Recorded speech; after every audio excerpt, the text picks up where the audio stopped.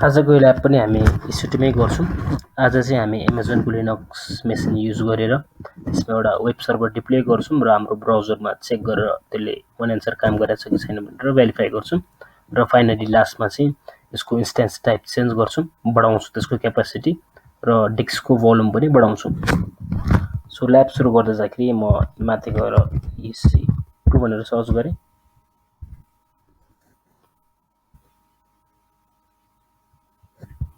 त्यसपछि lunch instance प्राय कुराहरु सबै डिफल्ट राख्छौं। यसको बारेमा सबै एक्सप्लेनेसन मेरो पास्ट भिडियोमा छ।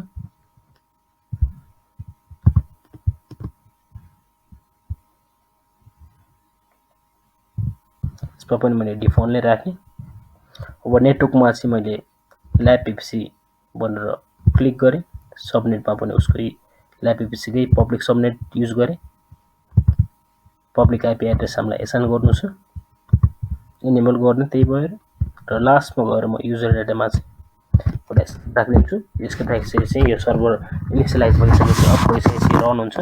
रन भइसकेपछि उसले एचटीटीपी सर्भर इनिशियलाइज गर्छ, वेब सर्भर इनिशियलाइज गर्छ र यो टेक्स्ट चाहिँ त्यसको डाटा डिरेक्टरीमा राख्दिनु भएको हुनाले पब्लिकबाट हेर्दाखेरि चाहिँ हामीलाई त्यो उसको डीएनएस टाइप गरेर हेर्दाखेरि चाहिँ हेलो फ्रम वेब सर्भर भनेर देखाउँछ। स्टोरेजको अप्सन पनि मैले डिफल्ट नै राख्दिए।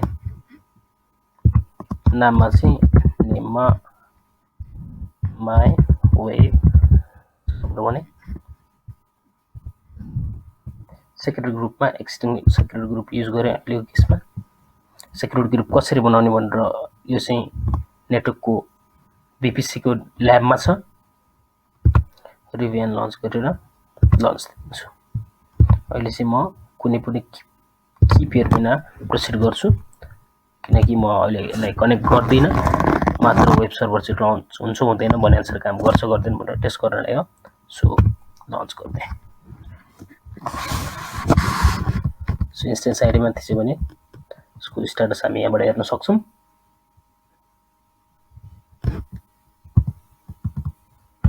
एकैछिन टाइम लिन्छ यसलाई अप आउनलाई। सो सर्भर चाहिँ पेन्डिङबाट रनिङ स्टेटमा आइसक्यो। इन्स्टेन्स आइडीमा क्लिक गरे मैले। तल नेटवर्किङ सेक्सनमा गयो भने र पब्लिक डीएनएस उसले दिएको हुन्छ हामीलाई। त्यो पब्लिक डीएनएसमा मैले कपी गरेर ओपन एड्रेस भनेर थिचेँ भने नयाँ विन्डोमा जान्छ र त्यो नयाँ विन्डोबाट हामी के भेरिफाई गर्न सक्छौं भने चाहिँ हाम्रो वेब सर्भर चाहिँ रनिङ छ भन्ने कुरा चाहिँ भेरिफाई गर्छौं। अब यति भइसकेपछि हामी यो सर्भरलाई स्टप गर्छौं र यसको इन्स्टेन्स टाइप चेन्ज गर्न ट्राई गर्छौं र यसको भोल्युम पनि बढाउन ट्राई गर्छौं 8GB बाट 10GB मा। स्टप गर्नको लागि म माई वेब सर्भरमा क्लिक गरे र इन्स्टेन्स स्टेटमा गएर स्टेप इन्स्टेन्स भनेर स्टप गर्दै ले एकैछिन टाइम लाउँछ। स्टप सक्सेसफुली स्टप बनिसक्यो र स्टेट चाहिँ स्टपिङ स्टेटमा छ। एकैछिन पछि यो स्टपिङ स्टेटबाट स्टप स्टेटमा जान्छ। इन्स्टेन्स स्टप भइसकेपछि एक्सनमा गएर इन्स्टेन्स सेटिङमा क्लिक गरे। चेन्ज इन्स्टेन्स टाइपमा गएर T2 माइक्रोबाट म T2 स्मलमा क्लिक गरेर एप्लाई गरे। हाम्रो वेबको स्पेक बढिसक्यो, T2 स्मल भइसक्यो र यसका साथसाथै भोल्युम बढाउनको लागि म तल स्टोरेजमा क्लिक गर्छु। यसले भोल्युम आइडी दिएको छ।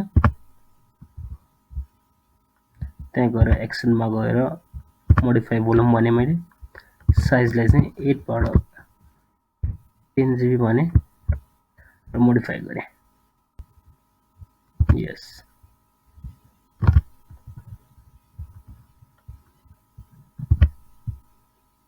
रिफ्रेश गरे भने 10GB आइसक्यो र म इन्स्टेन्सलाई फेरि स्टार्ट गर्न सक्छु। EC2 ड्याशबोर्डमा गएर इन्स्टेन्सेसमा गएर माई वेब सर्भरमा गएर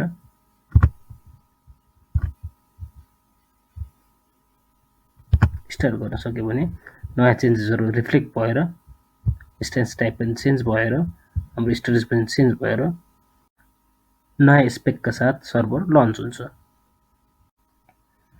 र आजको ल्याबलाई समराइज गर्नु पर्दाखेरि एमाजोनको लिनक्स युज गरेर त्यसमा वेब सर्भर डिप्लोय गरौँ र टेस्ट पनि गर्यौं। पछिल्लो केसमा इन्स्टेन्स टाइप चेन्ज गर्यौं, त्यसको स्पेकहरू बढाएर र भोल्युम पनि 8 GB बाट 10 GB मा पुर्याइदियौं। Thank you.